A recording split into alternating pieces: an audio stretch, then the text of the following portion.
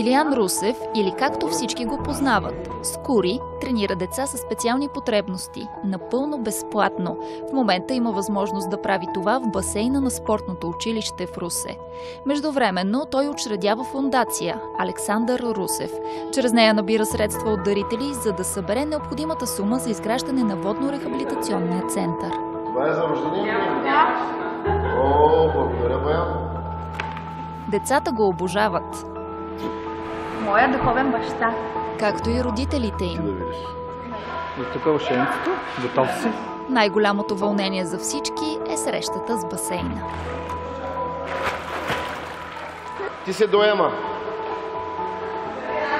Христинка, ти се приники.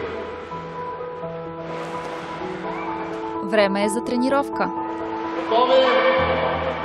Старт!